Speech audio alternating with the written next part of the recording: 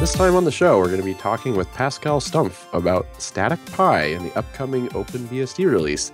He'll tell us what type of attacks it prevents and why it's such a big deal. We've also got answers to questions from you in the audience and, of course, all this week's news on BSD Now, the place to be, SD.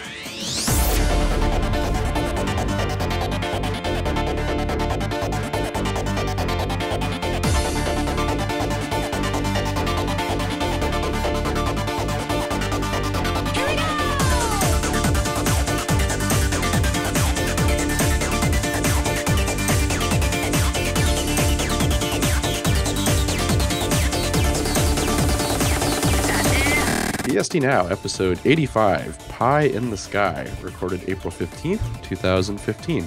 Hey, I'm your host, Chris And Moore. I'm Alan Jude. And we're glad to have you guys with us this week.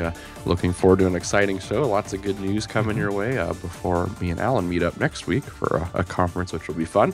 But more about that later. We'll get to that next week. But first up, we have some interesting news where we don't normally talk a lot about Solaris, so this is a little different.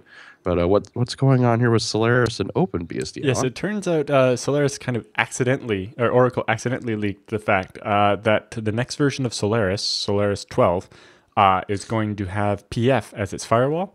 And so as part of that, the next point release, which is I think 11.3 or something like that, will have PF as an optional firewall. So you get PF, it's 11.3 will have PF as an optional firewall, and in 12, when that comes out, it'll be the only firewall. So it looks like they got tired of maintaining the old IP filter stuff. Yeah, when it had a weird license and, Yeah. I think it's technically still kicking around in FreeBSD's tree somewhere. Sure. But yeah. It probably needs to die there too then, but still. But yeah, so Solaris has put IPF on death row and is going to be grabbing PF from OpenBSD. Nice. So for those who weren't familiar with the history of PF, it was actually made as a replacement for IP filter in OpenBSD due to licensing issues, and Solaris was the original development platform for IP filter. So now it's kind of going full circle here and ending back up in the home turf there. So that's pretty interesting. But we have links to the blog article talking about what's going on with this. I guess Peter Hanstein did this one? He put a post about it, trying to get maybe some Solaris people to come out to BSDCan to learn more about this firewall that they might not have heard of before, and kind of welcome them into the community. Nice. Well, the blog post, of course, has a lot of the backstory of the two firewalls as well. So if you're curious to hear a little bit about the history of the two firewalls, definitely hit that up and read it. But PF's kind of spreading everywhere, isn't it? We got it in a whole bunch of the BSDs now, Mac OS X and iOS. But plenty of OpenBSD developed technologies are being ported to other projects as well. The big note they made was that many of the world's largest corporations and governments use Solaris quite heavily. So that meaning that, in addition to things like OpenSSH, they'll now have the OpenBSD firewall in their Solaris machines, and that should, make things much better. We'd all be happy when, the big corporations and governments of the world end up with a good firewall that we trust rather than one that we don't. So this is something I've wondered about for a while. Do you think this is maybe the sign of the beginning of the end for like the old Unixes, the Solarises? I think so. You'll just slowly see more BSD creeping into these places. Yeah, it's the stuff where all the new development happens, right? And I think they'll learn that rather than writing our own firewall from scratch to replace IP filter, why don't we just use this open source BSD licensed one that specifically, hey, here's the best technique and it's open and ready for you to adopt. And then after a while, they'll get tired of maintaining their differences. And why don't we just run more BSD and more, start switching the OS around? That's actually how the information leaked, is they submitted a bug report back. And we were running PF on our Solaris, and I kept doing this, and here's a patch. Right. And it's like we were reading through all the code, and we noticed this weirdness, and somebody was like, yeah, that actually is a bug. And the fix has already been committed to OpenBSD. But, that's actually how the information leaked, is they were nice enough to actually report the bug back rather than just fix it them in their own copy. And hopefully we see more of that going forward. And, maybe, for example, the Solaris one will probably need all the SMP goodness and all the fine-grained locking, and maybe we'll see that helping out with the OpenBSD version, or maybe not. It's hard to say, but Yeah. hopefully we can see things happen. Well, that is neat. I know Oracle doesn't have necessarily the best reputation here, so the fact that they're doing cooperating a bit with the OpenBSD folks is quite cool. So you're welcome, Oracle. Yes. Okay, next up, we got a whole bunch of YouTube videos here, but the Bay Area FreeBSD users group, or BayFug, has been uploading videos of their recent meetings. So Yes, we got a list of some of them here. iX has been nice enough to go out to these and record them. I need to talk to the iX people about that and see if we can't live stream them, because I'd love to go to some of these, but I don't live in the Bay Area. Right. Well, that would be cool. Like we've at some dev summits, I know they've had like Skype opened up or whatever, so people on IRC could ask questions and then watch the video. But maybe that would work. It seems that they already have cameras set up and are recording while people are doing their talks and stuff at the dev summit or the user group. So if we can get a stream of that, I know the New York City BSD users group. I have streaming set up for them, so hopefully we could maybe get the same thing going for BayFug. That'd be great. Well, let's make that happen. We can ask him maybe when we're in Canada. Yes. A bunch of the X guys will be out there. But some of the talks, looks like Sean Bruno gave a recap of his experiences at EuroBSDCon last year, including the Dev Summit and some of the proposed ideas from it, as well as the status on those, so what's happening with those ideas. And then Craig Rodriguez gave a talk about Kuya and the FreeBSD testing framework. And a bunch of cool work going on there. And Kip Macy gave a talk titled "The Network Stack Changes for User-Level FreeBSD." Nice. Huh? And we got, it looks like the main two subjects, so is there some network stack changes and how to get more people contributing was also discussed there. But there was, of course, open discussion about a variety of other FreeBSD topics. So if you're close to the Bay Area in California, be sure to check out the group and attend. I think this is probably one of the bigger ones that you can get to. The Bay Area, you can't throw a rock without hitting a software developer. So a lot of people there. But there was one like last week, I think, and Devin Teskey presented some stuff him and I are working on for improving, getting the boot environment stuff into the FreeBSD loader. Nice. Almost got that working. I was busy working on the book, but the first draft is done and waiting for review. So I'm hoping to get some of that nailed out very soon. Nice. And there were a bunch of other presentations going on there as well. I know there were a bunch of people. I saw a couple of pictures. So yes, the Bay Area FreeBSD user group is probably one of the best places to be, and that's why I would like to get it live stream so I can attend sometimes. Right. Well, that's cool that you mentioned that, by the way, Alan. I think there was a Google Summer Code project at Jelly support to the FreeBSD bootloader as well. And so if we get those, if we combine your changes and then that fix, we won't have much reason to use Grub anymore for PCBSD, which would be the ideal for us. But one step at a time. Still, it's good to see this happening. Yep. Okay, so what's the next article here? We have more than just a make file. Yes, I think this is it's talking about ports and ports. Yes, it's more than just a make file. It's an entire framework for configuring and building entire applications. Correct. So, of course, we have a link to the blog post here where he has an awesome picture of his GNOME 3.16.0 desktop running on OpenBSD. And he lists some of the stuff he set up in his rc.conf.local to make all that happen. But he also talks about the OpenBSD port system in this blog post and how it originated from FreeBSD and then underwent a bunch of changes during the years when it was introduced. Yes. And this is a great introduction on that. But a lot of the concepts, of course, apply to all the port systems across all the BSDs. So a lot of the top level concepts, you're going to go, oh, I do the same thing on NetBSD or the same thing on FreeBSD. Especially with package stores, because you actually run package stores on Solaris and Linux, or even FreeBSD on top of that. Yeah. So as it turns out, port systems really aren't all that different from a binary package manager. After all, they're what's used to create the binary packages. So it's really just your build system for all your binary packages. But the author of this post goes through what all the make files do, customizing which options software is compiled with, which is a really important thing when you really start digging in, saying, ooh, I need this feature or that feature, and I don't want these features for whatever reason. And then patching source code to build and getting those patches back upstream.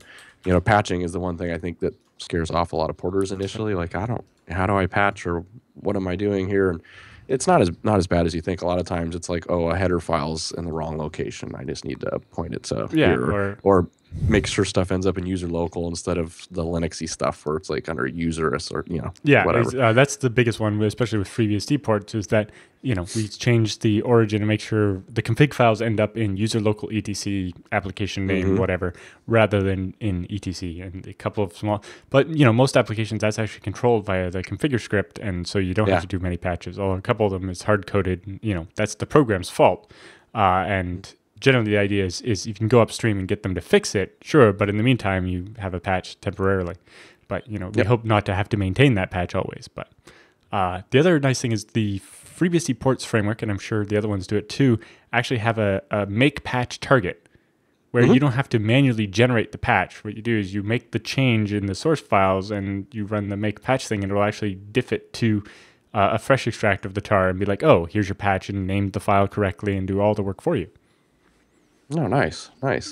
So this one's talking a little bit more about OpenBSD specifically, though. So in this article, he's going to show you how to get your new port tested.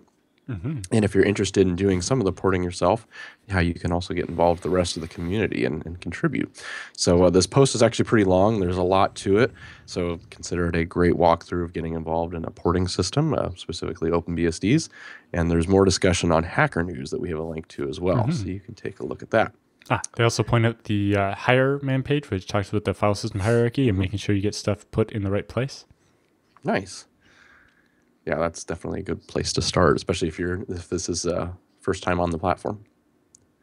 Okay, well, next up we have securing your home fences. I was like, what are we, a building company here? Yes. Oh, we're talking about firewalls, I'm sure. Yes. So, excuse me. Yeah. He said, hopefully all of our listeners, at this point you realize trusting your network to a consumer router is probably a bad idea. Yeah. On tomorrow's TechSnap, we're covering how D-Link, they announced, all right, so there was this flaw in our routers where if you set an HTTP header manually, you got in without a password and could change whatever settings you felt like.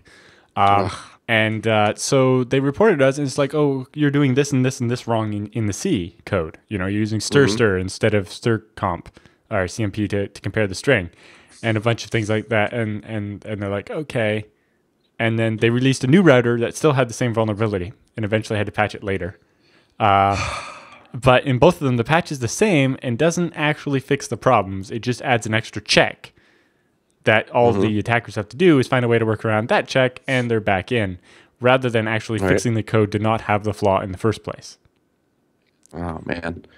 Well, and that's assuming you're even on top of patching your home routers and stuff. Come on, let's be honest. I know for a fact most people don't ever touch their home router. Well, most people aren't that technical. So exactly. And even if you are, flashing the router always has the chance of breaking it, and you're like, Yep. Whereas, if you can just, run a PF sense or an OpenSense or raw OpenBSD or FreeBSD or Linux or whatever, then, you can always make changes and upgrade it and not going to have these problems.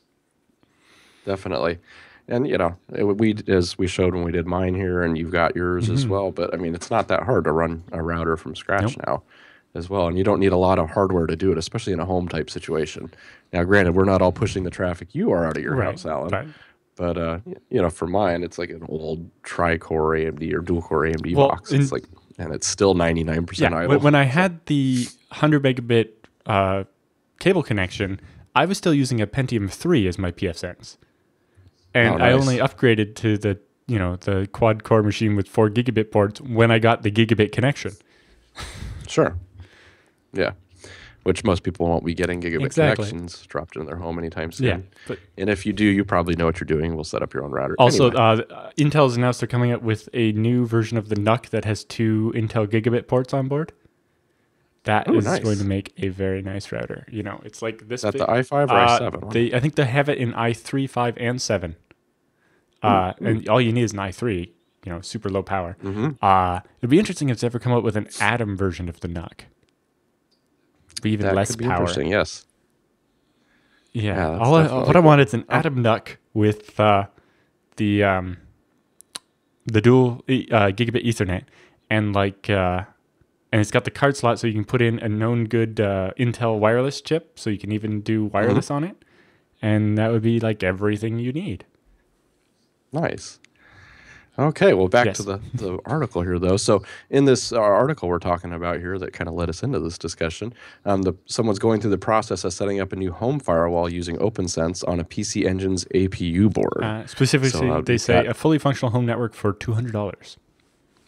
nice, nice. And he's got the pictures, which, for me, a picture is worth 1,000 words. So I can click and I like to look at what the board looks like. But anyway, yeah, it's not very expensive. So in the article, he notes that you have a lot of options software-wise, including, of course, vanilla FreeBSD, OpenBSD. You could even do Linux on it. But he decided to go with OpenSense because of the interface and configuration. So the post covers all the hardware you'll need, getting the OS installed to a flash drive or SD card and going through the whole process. And then finally, he goes through setting up the firewall with the graphical interface, applying updates, and finishing everything up. And for those who don't have any experience using a serial console, which can be a little scary the first time if you've never done that, this guide also has some good info for beginners about those, which also applies to regular FreeBSD as well. So that could be a good way to get your feet wet with serial console. But we love, we'll mention here, TJ, our producer, and me and Alan, of course, we love seeing super detailed guides like this. So please write more stuff like this, guys, and send them in to us immediately, because these are just great ways for people to get their hands, dirty, trying FreeBSD or BSD or on real world hardware, and just it's so detailed, like you can't really screw it up. This is pretty cool. Anything else you wanted to add on this one? No, I think that's about it for that one. Okay, fantastic. Okay, before we go to our interview, of course, we do want to mention the first sponsor for this week, which we'll start with DigitalOcean. And, of course, the coupon code, which is still active, FreeBSD Now, which will give you a $10 credit, which is enough to let you do like a 2-month droplet and keep that fired up and definitely get you all set up with FreeBSD in the cloud on an SSD. How cool is that? And our European users will be happy to learn they've just opened a brand new data center in Frankfurt, Germany. So now you can have your VMs run even closer to home. I know we have lots of German BSD users out there.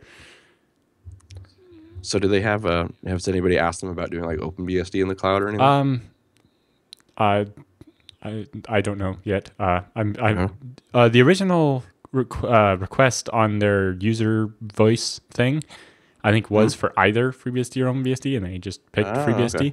Okay. But if you have an account here, you get 10 votes that you can spend on suggesting an idea. So you can just go and spend your votes on OpenBSD if that's what you want.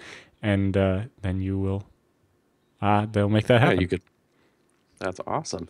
Well, definitely go to DigitalOcean.com and get signed up now. Use that coupon code, and come on, being able to spin up a VM for 2 months pretty much for free is quite cool. And it's running FreeBSD 10.1, I believe, on those. And the droplets take less than a minute usually to get all spun up. And you said they had, I think last week we were talking about they had their APIs. Yes, they have the new API. So you can, they've had the API all along, but they have a newer version now that gives you even more power and flexibility. And so, while they're going to their website and using their control panel is really easy, if you're reselling this, or if you're, running 10 machines and, or automatically load balancing and spinning instances up and down all the time or whatever, you can do it all programmatically. So you can have a script that says, hey, create an instance over here, run some stuff or whatever. Or, how we talked about, you can tear it down. You can create instances and pay hourly for them. And we talked about, the really expensive instance, if you only paying for a couple of hours, it's not so bad. It'd be great to run your Prudrier on there. You can set up with the API, so you can be like, all right, launch this instance, and then it gives you back the information when the instance is up. You can SSH into it, set up your Prudrier, do the run, and as soon as it's done, you can have it signal you back and say, hey, the Prudrier run is done. We've copied all the packages off of it. We can now destroy this instance and stop paying for it. And then, so nice. Maybe you ran for 24 hours even to compile every port in the port tree or whatever, but then you get rid of it. Yep. So you're not paying for the idle time, essentially. So there's a couple of dollars, and then it's not, it's quite a bit different than paying thousands of dollars to own the machine and have it at your house eating up your power, or even renting a server monthly when you need big hardware or something. It's like, well, if I'm only going to use it one day a month, then maybe this is a better solution. Okay, so again, that's DigitalOcean.com, and if you do talk to those guys, mention that you heard it on BSD Now. We're joined now by Pascal Stumpf, who's here to talk to us about OpenBSD and Pi, or position independent executable specifically, and the work you've been doing there. So first of all, thank you for coming on the show. Thank you. And we got to ask you, because you're a first-time interviewee here, how did you first get into BSD? Well, I've been using Linux since I got my first computer. I went distro hopping, and somehow I got into FreeBSD first, and then OpenBSD, and got stuck on OpenBSD. Okay, fantastic. So can you tell us the story of how you became an OpenBSD developer? So the first time I was using OpenBSD, there were some packages or ports missing that I was using at that time. For instance, I was playing with port 6 and there was no Rakudo port, so I read up on how to do ports and submitted them to the mailing list, and then kind of got sucked into that whole ports thing, and yeah, I became a developer. Okay. So give us a little background on what Pi is. How does this work, and what's so special about having a static version of it? Well, Pi is basically a way to compile your code so that you can map it at a random position in memory. Okay. So it's a bit like PIC, but for executables. You can optimize a bit more in Pi than you can PIC. And if you compile your executable as Pi, you can map it at a random offset instead of fixed. Okay. And my screen's gone this way. Right? There you go. So the question was, is Pi related to ASLR, and how do they interact? Yes, well, I'd say ASLR is like the big picture that includes things like stackgap, random mmap, random library positions, which OpenBSD had for a long time, and Pi is like the last piece in a fully randomized address space. Okay. So they all work hand in hand to do kind of the same goal. Okay, cool. So what kind of attacks or exploits does this help mitigate? ROP against main executable. I think I should explain what ROP is. Okay, go ahead.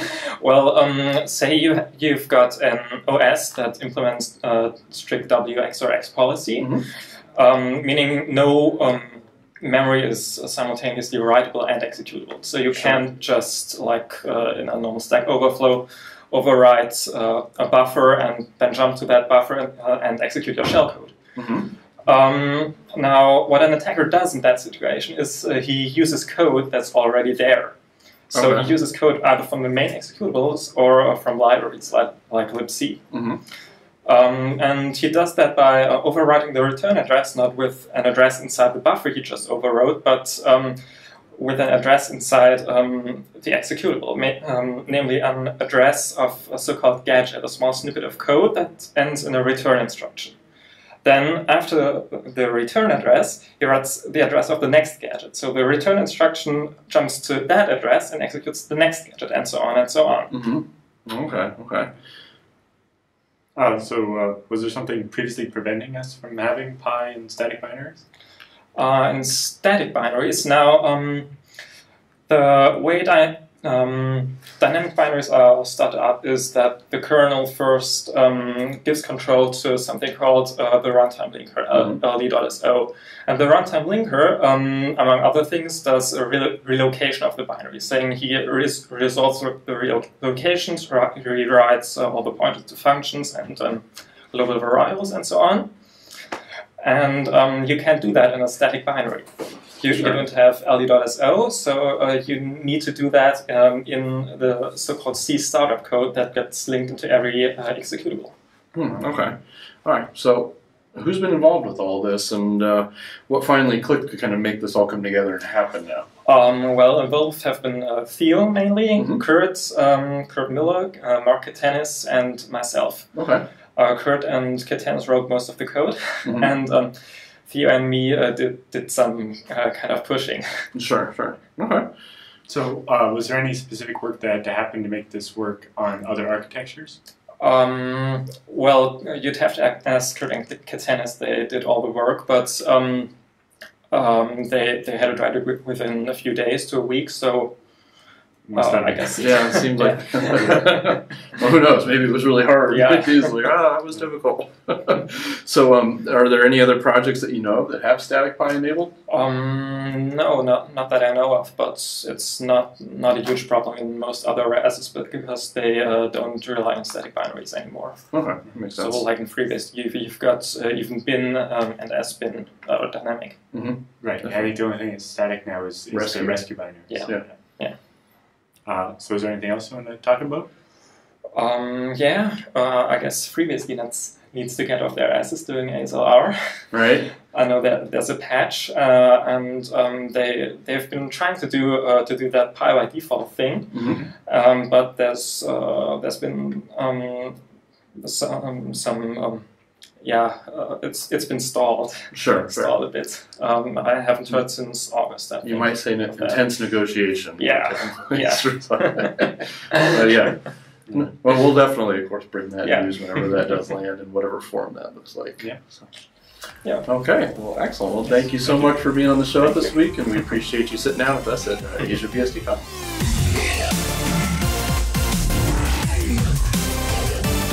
You guys enjoyed the interview, but before we go to the news roundup, of course, we want to mention another sponsor this week, which is going to be iXsystems, and we got looks like a new blog post they've put up talking about what's special about our sales team, and it's by Matt Finney over at iX. I don't know if you have this shown on the screen here, Alan, but they have a nice picture of their new delivery van there.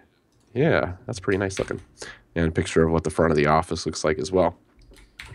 But anyway, the URL for that is going to be iXsystems.com/BSD now, where you do need to go and let them know that we sent you. But this article here we mentioned, it's actually pretty cool. He's talking about coming to IX initially. He's been there for almost 8 years now, and he's seen a lot of cool technology in that time. He said, I came here with a basic understanding of computers. I knew what RAM was. I knew what a processor was. I quickly found out servers and storage servers were completely different ballgames. So that's, yes, definitely true. But any pull quotes you want to mention out of this one, Alan? Mostly he's talking about interviewing people for positions on the now growing sales team and trying to find the right type of people that are going to fit in, because IX is quite a bit different than a lot of companies. To work in sales, you were kind of more of an engineering type. The requirement's a bit higher than when Matt started many years ago.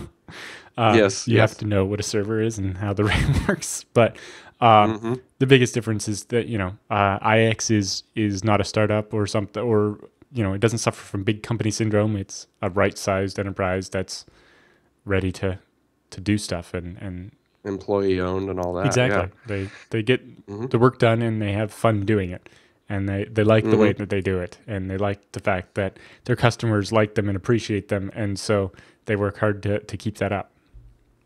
Definitely. So you go to talk to the guys at iXsystems. What's kind of cool is all these sales guys know their stuff. This is not just buzz and marketing bingo and all that.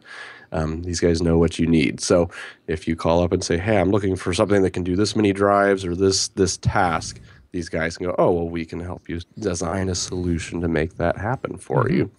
And of course, we've talked a lot about this in the past, showed you some of the crazy systems they've built, everything from 80 cores and 2 terabytes of memory in that one.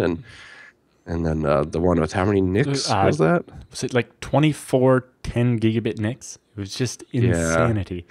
It's like, I can't even afford a switch that has 24 10 gigabit ports. Right. But no, they're able to custom design solutions to do that. They're not just going to pick something that's laying on the shelf and say, oh, this will probably work for you. I think the one with the 24 10 gigabit NICs actually required some custom metal work to make it all, to jam it all in the machine. And you saw the machine they built that could support it had 2 terabytes, but it could support up to 6 terabytes of RAM. They just had kind of RAM stuck on like every available surface in the machine. Yeah, it was just RAM sticks everywhere. Like, it was really cool. And so they need to do more systems in like acrylic cases just so you can see inside, because it's really that impressive. With that one, maintaining the required airflow and everything, a lot of work went into that, and you're not going to get that from a lot of other places. No, not at all. So get in touch with these guys. Let them design a solution for you. Everything from the small FreeNAS minis that you can throw under your desk to these massive systems, which we've talked about as well. But the URL for that's going to be iXsystems.com/BSD Now. Go ahead and get signed up there and download the free guide that'll teach you how to talk to management and what to know before you make a decision on which vendor to use for purchasing servers or storage for open source. So, and let these guys find a solution that'll work for what you guys need to have done. All right, so Alan, you had some GOAT news, I hear? Yes, so the FreeBSD Foundation regularly goes out and talks to a bunch of businesses that are using BSD and sees, what they've liked, what they're thinking, how we can get code that they have back into FreeBSD and all that kind of stuff.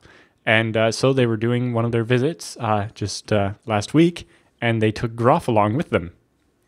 Nice. So here's Deb and Justin from the FreeBSD Foundation driving around, and they also had Glenn from Release Engineering and some other people from SpectraLogic and so on going around with them.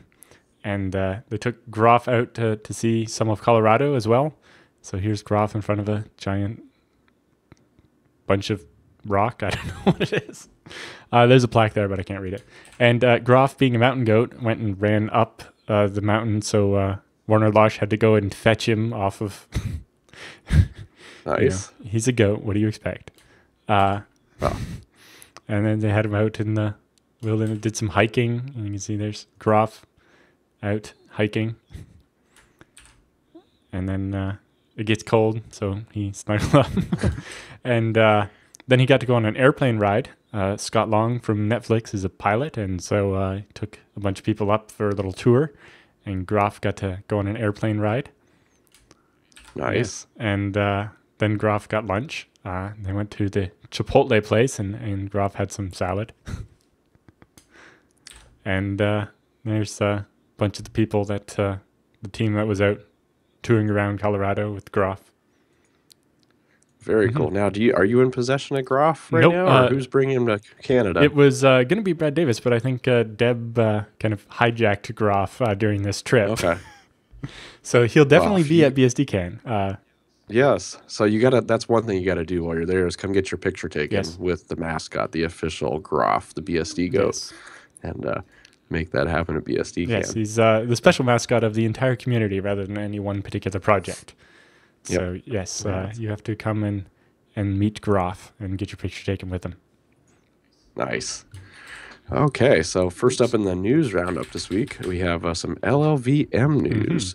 So I know we've talked about fuzzing on the show a couple times, mostly the American fuzzing LOP utility, but it looks like LLVM is now going to get their own fuzzing tool as well. Yes. So go ahead. So they're specifically talking about fuzzing Clang and then fuzzing other stuff with Clang. Clang has its address sanitizer that can be used for fuzz testing the Chrome browser and things like that. But they've also, looked at things like AFL, and now they've closed the loop and started to fuzz parts of LLVM, including Lang, using LLVM itself. So they have libfuzzer, which was recently added to the LLVM tree. It's a library for doing in-process fuzzing that uses the sanitizer coverage instrumentation to kind of guide the test generation. So with libfuzzer, one can implement a quick fuzzer for some library by writing a simple one-line function. Okay.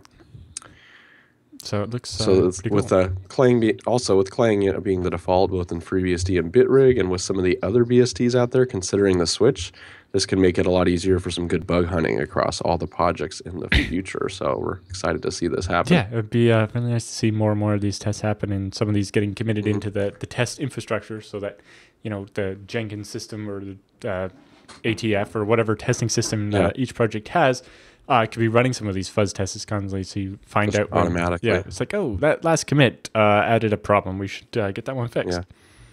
Yeah, that's definitely cool.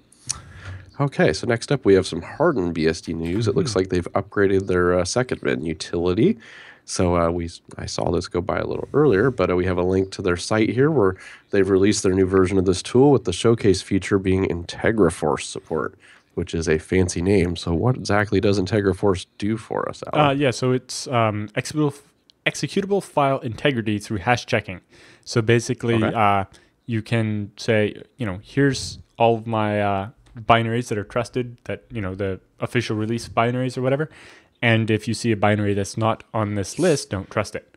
So you can actually do enforcement and say you can't run any binary that's not off our list, so that, you know, if you're doing a secured web server or something, someone can't maliciously upload new code and then try to run it, because that's not on the list of trusted binaries, and then it can't run. Yes, that is very cool. So it looks like it can use SHA-1 and SHA-256 for signing. And it looks like it has support where you can either just deny running things, or you can notify. Yeah. Like, ooh, this doesn't match. Yeah, if somebody's running something that I've not approved, you might want to look into that. And apparently it also supports checking the shared libraries as well, so that it can't just swap out a .so file or something. Yeah, it looks like they made a change to RTLD to do that. And they added a new kernel feature sysctl called kernfeatures.integraforce. So that's probably how you flip it on and off. But that's cool. But it says also performance has increased a bit as well. Yeah, files only get hashed once. As a result of the hash check is cached now. Yeah, that was a problem with the older version, was that, you know, it really hurt performance because you were having to hash the whole binary every time you wanted to run it. And if you're running something very frequently, that would be a bit of a problem. And so now they've added a cache so that, you know, you only have to rehash it if files contents change. Sure. Well, that's cool. So also, let's see here. They've also added an automatic script to allow you to basically walk over your freshly installed binaries and generate the file. Although I wonder if they will add a base file of that based on the distribution, right? So when you install, you know, HardenedBSD version whatever, you get the hashes of all what the file should be, so that you can tell if something's been modified out of box. In the meantime. Yeah, that's a really cool idea, actually. And you almost need maybe they need another utility as well, where you can say, check all the files in my hash list and see if there are any mismatches. Yeah, it's kind of like the FreeBSD update IDS command. Yeah. Yeah, that would be a really cool thing to have. And one of the people that worked on it just said, great idea on IRC. Oh, well, there you go. And also nice to see that they're using the UCL for the config file for this as well. Okay, well, next up we have some RAID 5 news about OpenBSD. So OpenBSD's soft RAID subsystem is somewhat similar to FreeBSD's GEOM, and it's had experimental RAID 5 support for a while now. However, that's pretty much exactly what it was. Experimental, it required a recompile to enable it, and now that there's been some recent work done at hackathons, the final piece has been added to make enabling to enable resuming a partial array rebuild. So now it's on by default, and there's a call for testing being put out. So they're asking folks to go grab a snapshot and put the code through its paces. Let's make sure this all works before the next OpenBSD release. And it looks like there's a bioctl soft RAID command, which now supports DUIDs during the sudo device detachment, possibly paving the way for the installer to drop the do you want to enable DUIDs question entirely, which would be nice. Yes. Especially if you don't know what that is out of box. You're like, I don't know. Do I want to enable that? Or, usually you do, but there are a couple I just hit enter because I don't know. Yeah.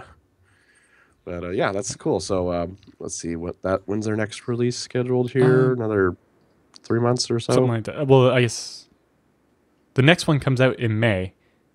Okay. Right, so the 6 months from that will be the next release, although the code will have to stop changing 3 months before that. So 4 months from now. Yep. Something like that.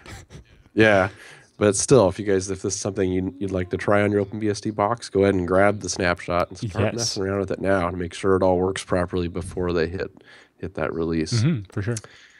Okay, so some package-ng news now. I know we've been waiting for this one for a while, but package-ng 1.50 was released just a couple days ago. Yeah. So the beta was a little shorter than I expected. Yeah, or actually, it's been a couple more weeks than I think it is, isn't it? It's been a couple of weeks. Well, I'm actually kind of glad this time because 1.50 hit, and I haven't seen like 3-point revisions in the last 24 hours. So hopefully it's a good sign. Yes. I just pulled it into Archery for our Edge repo. We're going to do a build of it here and hopefully upload the results this weekend, see what breaks, if anything. But going back to what we talked about last week and getting rid of FreeBSD update, the final version of package-ng 1.50 is out, which is going to make some of that possible.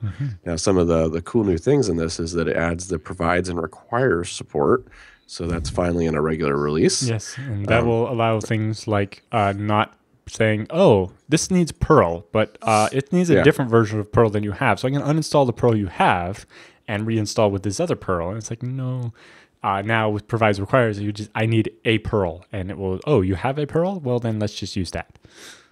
So it should make things a lot nicer. I don't know if BAPT or any other package NG guys are listening, but for one of the first test cases for that, if you guys could add something where the NVIDIA video driver, when you install that and with the Linux support explicitly enabled, it should just say, I provide the libgl for Linux and not have to do the whole conflicts with the Linux DRI port. Yes. That's just something I run into here on the desktop, but it's cool to see that they're doing that. That's finally we can start solving things like that. Like I provide that library. You don't need to install it from another package now. Yes, they've also added a couple other interesting things. Case-insensitive comparison during package upgrade. So if a package adds or removes some uppercase and lowercase nonsense, it doesn't think it's a different package. Yeah, there's a few of those out there. Yeah, I kind of wish that we would get rid of uppercase and everything. There's only a couple that are, and it's like, that's annoying. Like PHP MyAdmin, the port name is lowercase, but the package name is uppercase. Yeah, we should just force everything lower and just be done with it. But they've added that option. They've also added an option for the config file where you can change the default answer. Currently, if you just press enter, it says no. But you can have it. So it'll still prompt, just if you press enter, it'll say yes instead of no. Apparently that was requested. And a bunch of other interesting things, including that, the package -r support that we talked about for installing into a root directory for building images and stuff. The solver, when you're doing package upgrade, will explain more explicitly why it wants to reinstall, remove, or upgrade a specific package. So you can figure out why does it want to change that. Nice. And it looks like they've added some support for initial support anyway for OS X and then NetBSD/EdgeBSD. Yes. So it's cool to see it expanding what it can do out there. Yep. And there's also support for OS 10. Of course, somebody on the mailing list asked about it, and Beth's like, I have no idea. That's not my area. I just make sure not to break the support that we have. But I know that somebody is working on Mac ports for that. We should find out who that is and track them down and tie them to a chair and interview them. I know it's kind of a small bullet point here, but he says there was lots of improvements in the solver, which I think that's the one I think a lot of people are gonna be appreciative of, even though it just seems like such a minor thing. But when you're doing upgrades, that makes a huge difference. Yes. And then also what's interesting is the list of things they're talking about for package 1.6, including cherry picking for upgrades, where you can do package upgrade one specific package and upgrade it and maybe its dependencies, but not everything. That can be really handy when you want to upgrade something and say you're on the Wi-Fi at a conference and you don't want to download 2.3 gigabytes worth of packages. Currently you can do that with package install, but it's not quite the same. Also extending the provides requires framework to be more flexible, especially doing things like, MariaDB and MySQL are both the same thing. They're just not the same thing, and things like that. And he's also hoping to maybe do the Linux package backend. So instead of having to create ports, it would just be like, basically in the ports tree, we have a bunch of code that says this is how you install an RPM. If that code could just go into package, then you could just grab the packages directly from the CentOS repository the same way we normally do. And it would be able to manage them and make sure they get splatted in the correct pat Linux directory and all that. There are a couple that we do minor little changes to, and I'm not sure how that'll happen, but in a couple of cases, I think we can live without the minor changes we make to them. So, yeah. That's cool. Also, really interesting will be allowing multiple versions of a given package in a repo. Okay. So maybe, the with X and the without X version of a package without them having to be separate ports. And or NVIDIA with and without Linux support or whatever. Yeah. I wonder how you'll differentiate that. Like if you'll how you'll supply that on the command line. Anyway, that'll be neat to see. And specifically, he requests if anybody has any other feature requests or ideas to please send those in so that they can try to find spots on those in the timeline for what's coming up. Cool. Oh, one thing for 1.5.0 we didn't mention too. It looks like they add resume support for fetching. Ah, yes. So if you're downloading some large thing like at the hotel Wi-Fi or something, and it dies 96% into it now, yes, it'll try or to resume it. even if you just have to suspend and resume because the conference is now moving to a different room or something, it'd be really nice not to lose your progress on that. Yeah. Yeah, definitely. So congrats, also, guys. Keep up. Support for file flags. So you can do the immutable flags and so on. That was required for the base system packages, which we're also hoping to see soon. Okay. Cool. So next up, we have another hackathon report. So this one just finished up in the UK, and this time it was mainly for the ports work. So the developers sent in a bunch of reports of some of the things they got done at the event. So who's the first one here? Landry did some work on Mozilla. Yes, Looks like he's an upstream Mozilla developer and an OpenBSD developer. Working on getting the WebRTC video conferencing stuff to work. And it says Firefox. it finally allows me to share the microphone from the netbook to a website and using the SNDIO system in NetBSD, or OpenBSD, sorry. It's not totally there yet, but soon we might be able to use shiny things like appear.in and talkie.io on OpenBSD for interoperable audio video chat using only the web browser and working with other OSs. We are definitely looking forward to that. Yes, definitely. I know we've been messing around with that off and on here as well. Yes, they've also been talking about planned updates to Firefox, which require a newer version of SQLite. But most of that tedious work has already been done upstream, and they're working on getting the beta of Firefox 38, which will be the next extended support release. So they want to get 38 running very smoothly because that'll be the one that will last for, how long is the ESR on Firefox? Quite a while. It's like 10 versions-ish. Yeah. So, that's the one that, if you're working in an enterprise or something, it's the one you want because it's not going to need to be updated every 2 weeks or whatever. Yeah, sure. Well, specifically, it gets just security fixes for that period. And that's definitely the Firefox you usually want. If I recall, 38 also will be the first version that has some of the WebRTC fixes for Jitsi to work, so you can use their WebRTC client with Firefox, which is something I'm curious to try too. That may be our Skype alternative at some point. Yep. He also apparently worked on the OpenBSD implementation of PSUtil, which is a Python library for accessing system statistics and like a list of processes and all that kind of stuff, which apparently is used in the Mozilla build system. And he got those upstreamed, and he also worked on www.cgit or CGIT. CGIT, right? CGIT. Okay. Yes, I was thinking CGI like web server, but it probably more likely CGIT which is something to do with the web and Git. And spending some time understanding why they were making their own version of the write system call, which is in fact to allow filters to be applied to the content sent back to the user, and dealing with that. Cool. So it looks like Stefan also wrote in and detailed some of his work with wireless chipsets and some of the stuff that would happen there. Specifically, they're talking about when the vendor doesn't provide any hardware documentation, as well as updating some of the games in ports, because, come on, let's be honest, we need to have more games in the ports tree. And then Ken Westerback also sent in a report, but he decided to be a rebel and not work on the ports at all. Oh, I see. You got to go and be special, huh, Ken? But anyway, he did get a lot of stuff done. He got a lot of GPT-related work done and also reviewed the RAID 5 support we just talked about a little earlier. So definitely a lot of neat stuff. Good job on the hackathon, guys, and we look forward to seeing some of the stuff that comes out of this.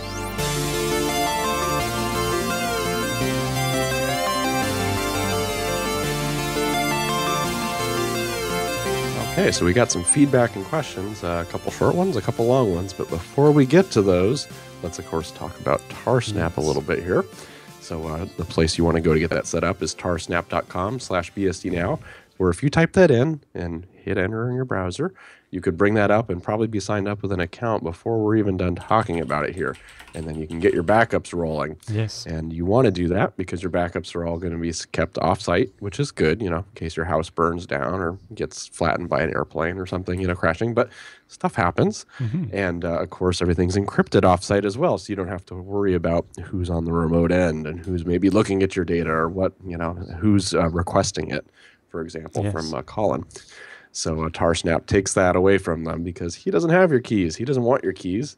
and you're the only one who has access to your data. Yep. So don't lose that key. He actually recommends Yes. you print that key out and store it in a safe deposit box or something. Yes, yes. If you- Probably not in your house in case your Exactly. house burns down too. But you know, If you do want more information on starting to use Tarsnap, Michael Lucas's book is now available as an ebook or in print.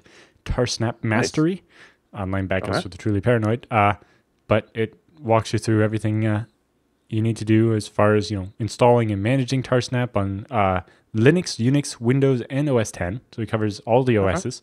How to fully exploit all the features, the encryption, the deduplication, and so on. How to create and restore archives. How to customize your backup scripts to be exactly what you want. How to passphrase protect your keys so that your key file isn't just laying around on the computer. How to create and manage special purpose keys that you use for only certain things. How to automatically back up and rotate your archives. How to clean up the old backups out of Tarsnap so you're not paying for stuff you don't need backed up anymore. How to understand and resolve performance issues. Sometimes taking a backup is kind of a strenuous thing for your system, and you got to work that out. And also how to quickly restore a complete system. So if your entire system goes away, how do you use Tarsnap to get everything back as quickly as possible? Oh, nice. Nice. So tarsnap.com, where you can go and get that set up. And we've mentioned before, it's super cheap. Yes. You're only paying for what you use, and that's a pretty minuscule amount as well. Exactly. And I still haven't managed to client- spend $1, and I've been doing it for 4 months. Wow.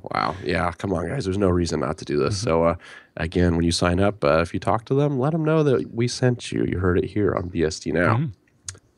Okay, so first up, we have Sean, who's asking about Vagrant. So you want to read this one, Alan? Or? All right, so you mostly hit the major points for using Vagrant in that you can have a portable development system, right? The advantage is basically that you set up a provisioning script, which is basically just a script, and when you say Vagrant up that type or run it with a provision flag, it basically installs the exact set of packages that the original developer used so that you have the same environment as them and everything just works, right?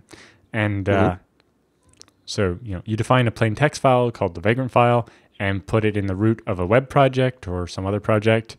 And then when you run Vagrant up the first time, it downloads an image of some system and creates a VirtualBox configuration for that machine.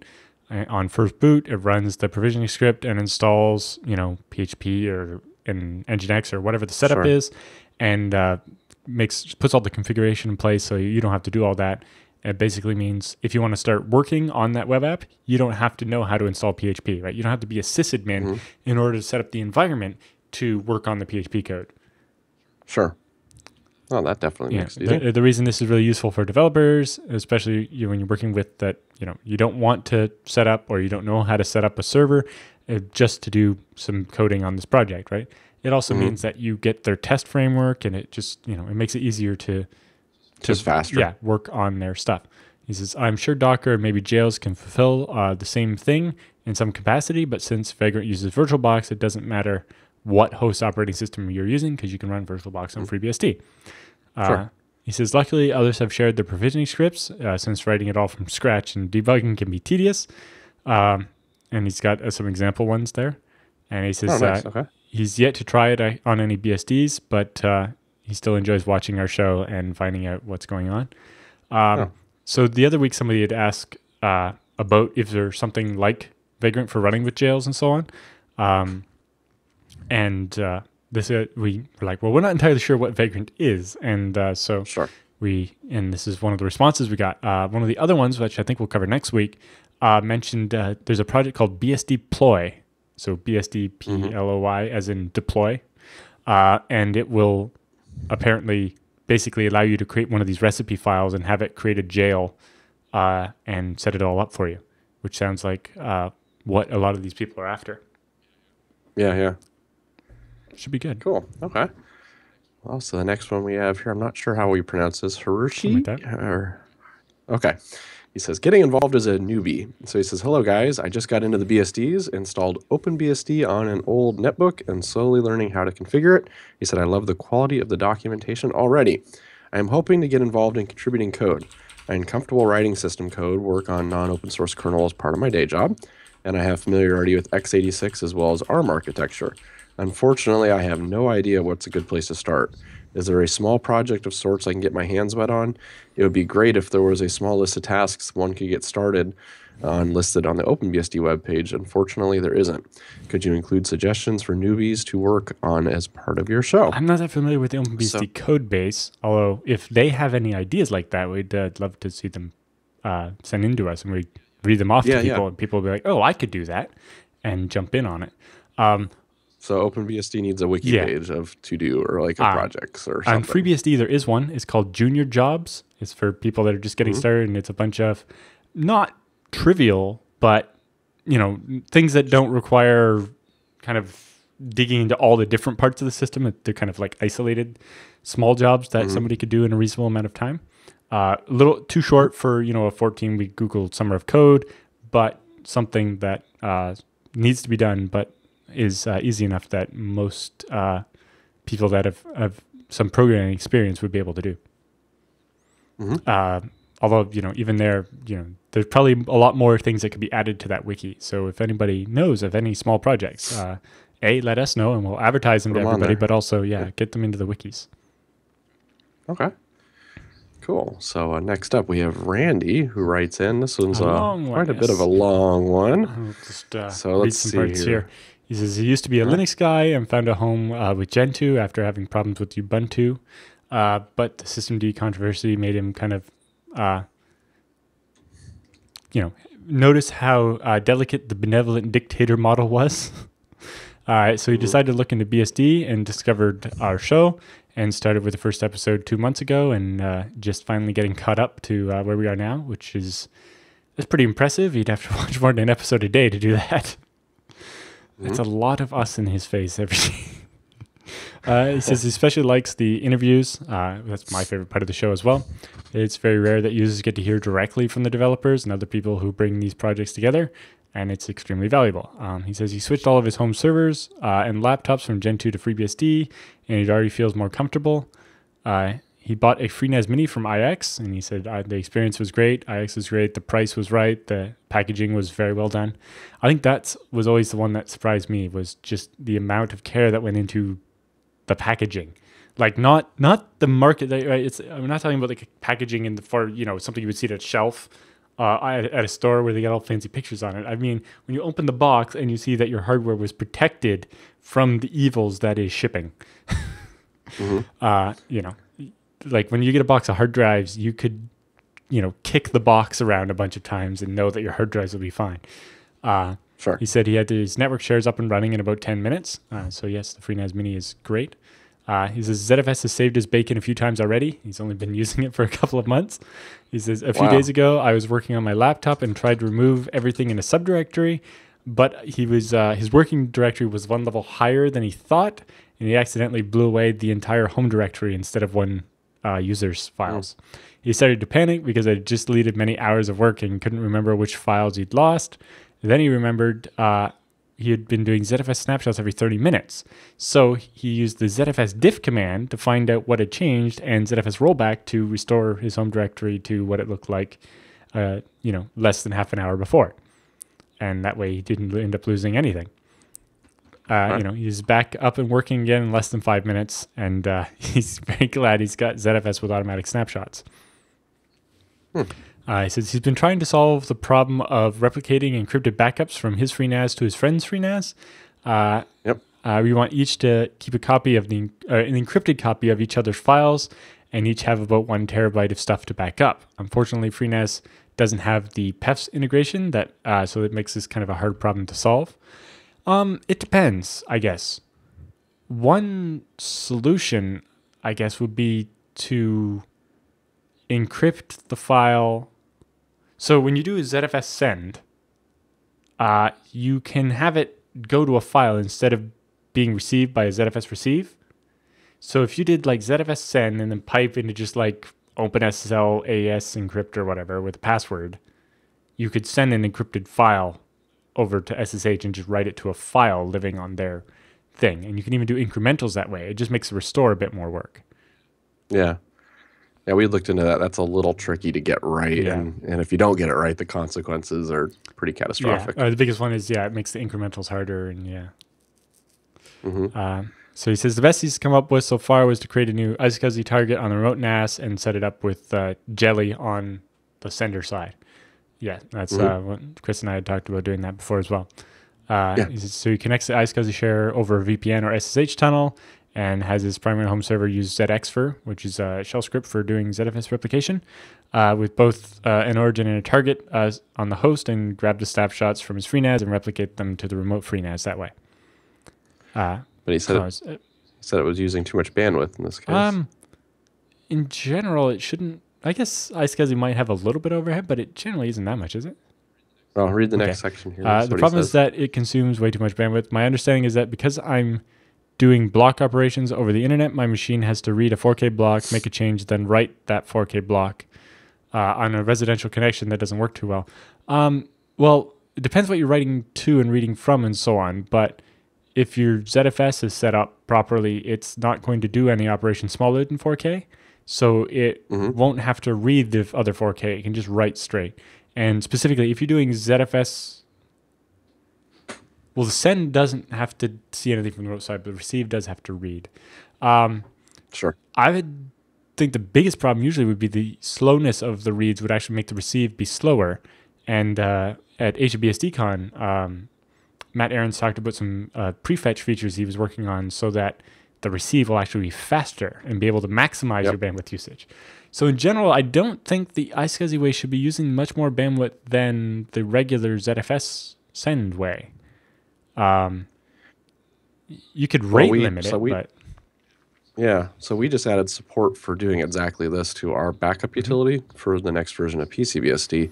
And I can saturate my outgoing connection here, and it's the speed seems comparable to just going over SSH with ZFS. I guess an interesting experiment would be like an IPFW count rule to see how much traffic is actually going out, and replicate a known amount of data, like 1 gigabyte of data, and see how much traffic that actually generates.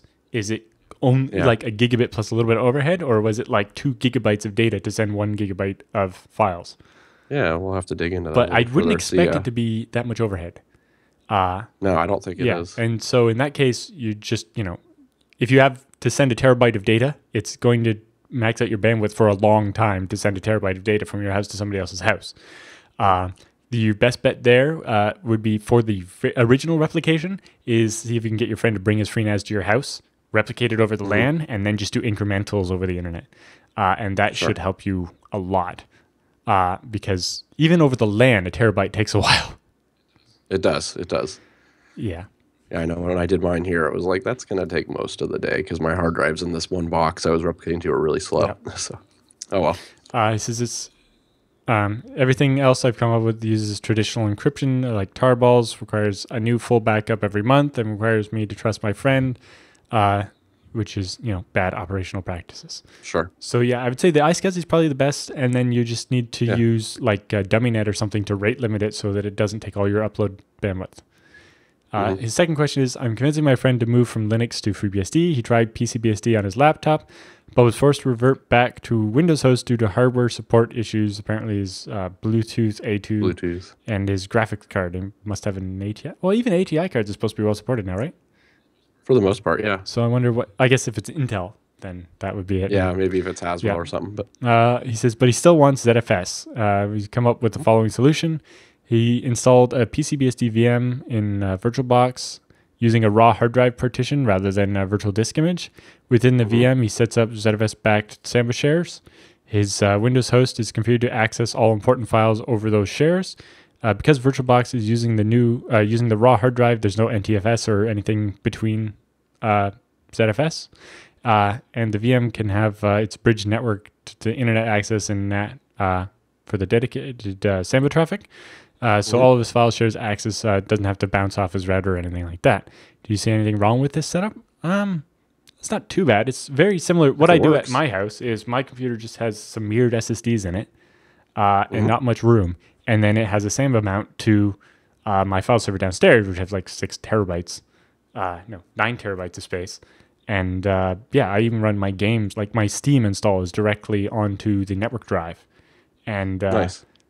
because it's ZFS, over my LAN, I'm getting 100 megabytes a second file transfers. So that's the same as you would get off a regular spinning hard drive if you're doing a nice sequential read. But because it's ZFS and it has the ARC and so on, I get that even for almost random reads. And with all the hard drives, I get better performance than I would off having a regular spinning drive in my system. I've actually looked at using, my original thought maybe was to do iSCSI and possibly even have the OS live on the ZFS. But I just, Amazon had a sale on the SSD, so I bought a pair of SSDs. Right. That'd be neat to benchmark that at some point, see how that works. Yeah. He says, P.S. Nice job on the April 1st episode. He was only half paying attention and didn't notice the name swap until halfway through. Right. That was tough for us to do, by the way. Yeah, but then when he said when PCBSD was porting IP tables because it was more readable, he almost lost it. He's cracking up for the whole segment. Nice. Well, we're glad you guys enjoyed that. Okay, well, next up we have from Zach, who asks about PCBSD wireless. He said, hey guys, love the show. I'm coming over to BSD from Linux because of the community, and FreeNAS has blown me away. However, I'm trying to install PCBSD on my laptop with an Intel 3160 and can't get the wireless to work. I've tried 2 different USB wireless dongles, but nothing has worked so far. Just wondering if I'm missing something. If not, how would I go about writing the driver for FreeBSD? Ooh, well, if you want to write drivers, heck, we'll get you in touch with some people. But let's see, is that one? That's not in the IWN. IWN is the 6200, 6205, 6230, 6235, 6300, some 22s, some 51s, but I don't see anything in a 3000 series on that. But there's also IWM, right? IWL? Maybe? Yeah, I forget what it is. There's some other drivers, but apparently that one might not be supported. That one's a weird spot, I guess, because everything I've seen recently is like in the 6000 or 7000 series, right? Sure. It's like the 6250 or 6205 or whatever is the one that we're missing support for that people would like to see. So, I mean, if you've tried different USB ones, you don't mention which one specifically you tested, but I'd take a look at like the man page for IWN, because it'll list on there supports these specific drivers or these specific chipsets. Yeah, specifically the advanced N6205, you can get it Newegg for I think $18, and it's a little mini PCI thing, and you can usually just swap the one in your laptop out for that one, and problem solved. Yep. Oh wait, it's is it the IWI driver? Oh, that's the older one. That's like the 29 series. Sorry, I was still looking up to see if there was support for that. Trying to find that one. But anyway, he did ask about writing the driver for FreeBSD. So any specific tips on getting started for that, Alan? I think that's just way over my head. Yeah. I mean, obviously grab the code. It's easily available and start taking a look at it. But I would hop on the mailing list as well. So if you go to list.freebsd.org, there should be a FreeBSD wireless. Yeah, FreeBSD wireless. And you can ask a bit about it or... Yeah. I think if you just post on there, hey, I'm looking at writing a driver for this, or I'm interested in it, where would I get started? I'm sure you'll get a bunch of tips back from folks saying this is where you'll want to get going and see if there's a way you could port a driver over if maybe it's in one of the other BSDs already. And that would be something I'd look at, see if any of the other BSDs already have that driver, or if there's some BSD or MIT licensed code out there. Also, for a temporary workaround, Sean Webb has a blog article we've covered before about running Linux in a beehive just for the wireless driver and routing your traffic that way. So you run a VM with Linux in it and pass through the wireless card into the Linux and then have your machine route its internet traffic through the VM. Which, that's horrible. But, it does let you, in his case, he's trying to develop on FreeBSD and his wireless card isn't supported and he wanted to get to work right away and that was an easy solution. That's one way to do it. So yeah, I've tried some of those things or all of those things, but yeah, definitely get in touch with people on the mailing list as well, because other developers who are there who have worked on the wireless stack can probably get in touch with you and give you 2 pointers to get you off in the right direction here. Okay, so lastly, we have Ben writes in asking or saying package ng follow-up. He says, hey guys, I'm really looking forward to the base being packaged. Yes, I know we are too. Managing multiple easy jails with FreeBSD update can be quite difficult, as Alan surely knows. Yes, although I've been patching the documentation for that to make it a little more clear. It is doable. It's just not great. And it's ugly. The etc update, rather than doing merge master, does seem to help, although I think that's only available in 9.3. So if you're upgrading for 9.2, it doesn't help yet, but it will help next time. Yep. He said, I have heard a few people worry that it'll become too Linux-like and that they enjoy the separation of base and ports. Alan's comment to this last week is that it would be like a large base package. In other words, build tools rather than small base packages like netstat, top, etc. Yeah, I don't ever see netstat being its own separate package just because, you know, you might end up seeing like network dash tools that includes, you know, netstat, sockstat, route, and a bunch of things like that. But, you know, netstat is basically a required part of the system. It can never be optional, so I don't expect it to ever be a separate package. So he says, I believe that the BSD's benefit of base versus ports is that they're developed by the one team in the source repo, meaning you get tight integration of components. In other words, jail support for PS, multiple fibs for netstat, etc. Secondly, having them installed in separate directories keeps things tidy. Neither of these is affected by packaging base. If base packages are going to be too large, it would be better if we got support for delta packages, binary diffs, so that I don't have to download the entire base package just for a security update in one small utility, in other words, fetch. Perhaps it's better to go with smaller base packages for this reason. Interested to hear your thoughts. Yeah, the idea is to try to break them up into, you know, reasonably sized chunks. The idea being you're going to want, you know, probably like, to be able to update you want things. Your kernel probably in one. And then and a lot of times you're talking for an example, the entire base system of FreeBSD in a tarball is only 64 megabytes. And we're going to split that up probably at least into 6 or 8 pieces. So even if you have to do download an entire base tools thing just to update fetch, it's only going to be like 10 megabytes. Sure. Yeah, this is not super heavy. Looking at FreeBSD 10.1 stable, the base system is 64 megabytes. The kernel is 88 megabytes. And the source code is 114 megabytes. So, the packages are never going to be 200 megabytes or anything like that. The entire base system will be, 64 megabytes.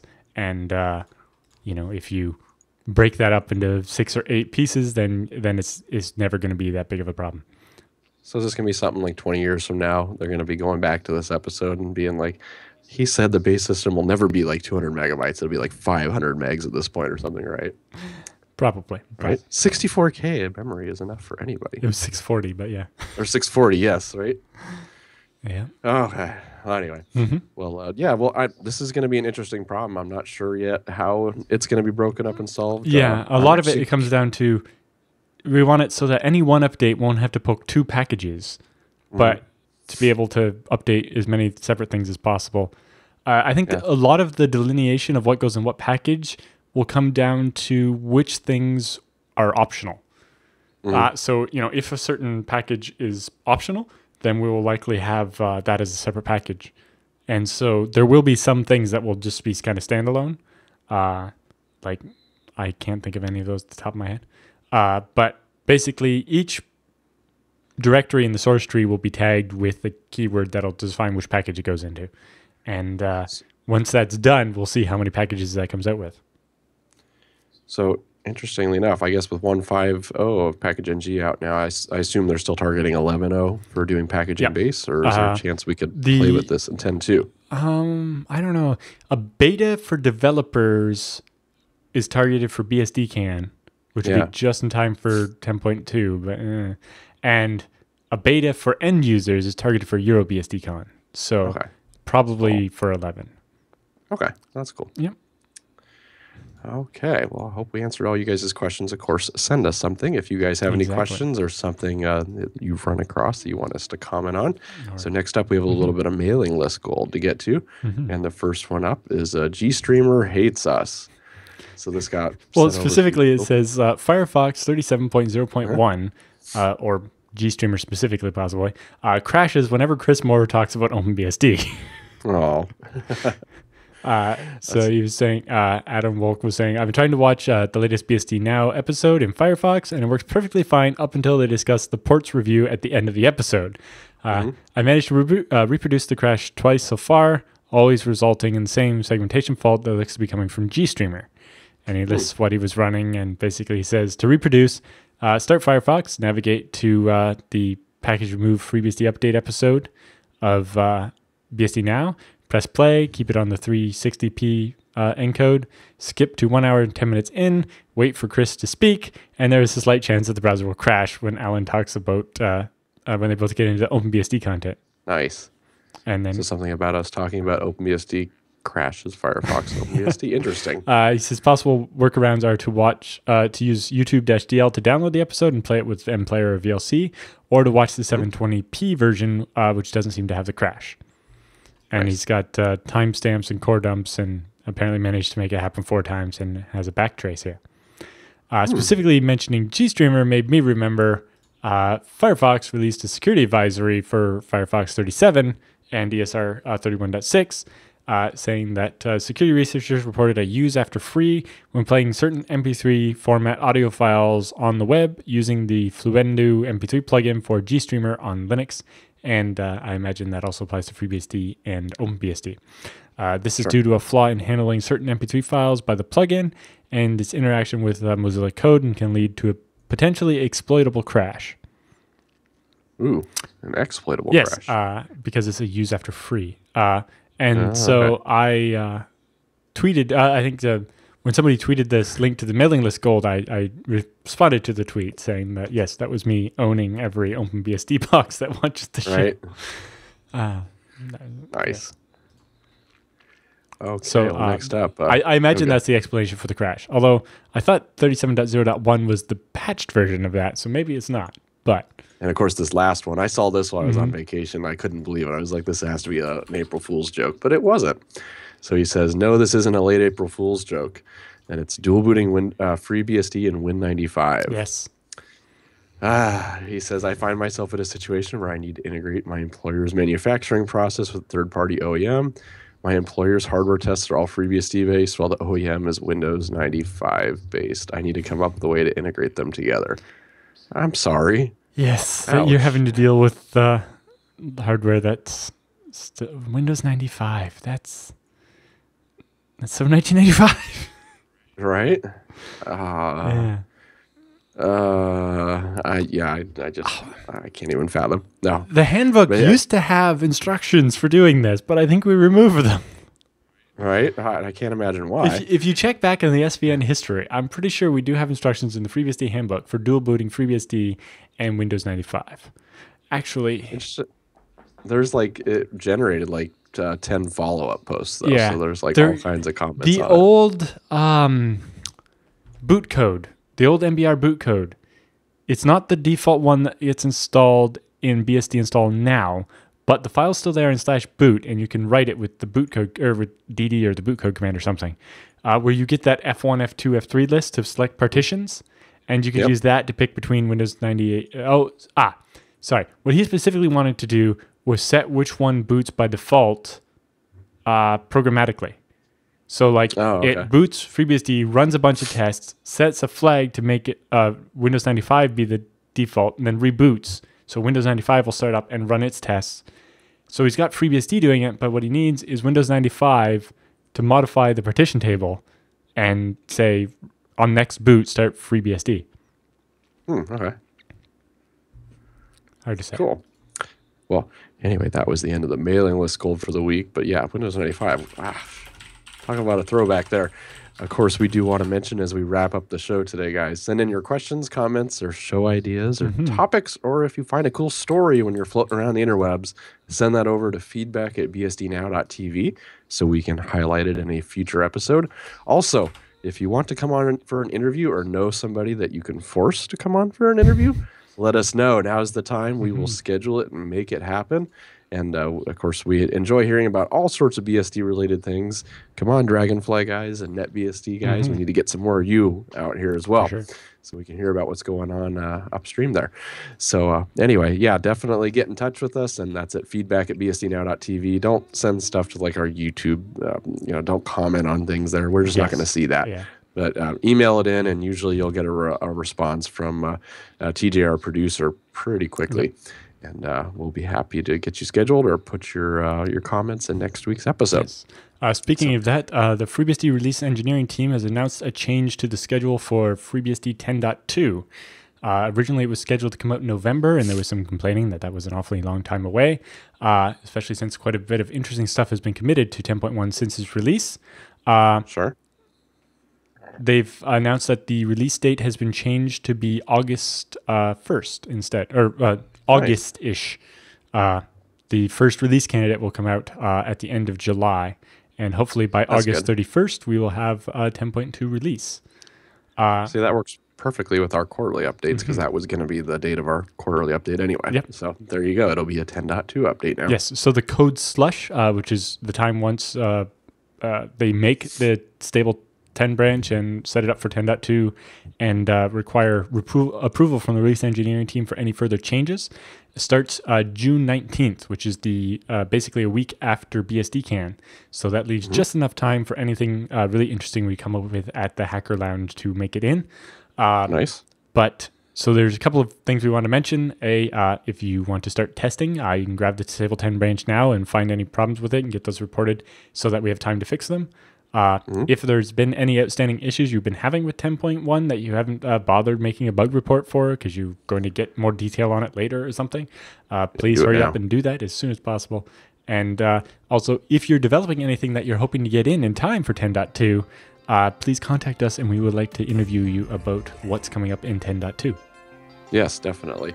So I'm sure we will have a big, long discussion about that when it releases as well. But yeah, thank you guys so much for being on the show with us, and we'll look forward to talking to you guys same time next week.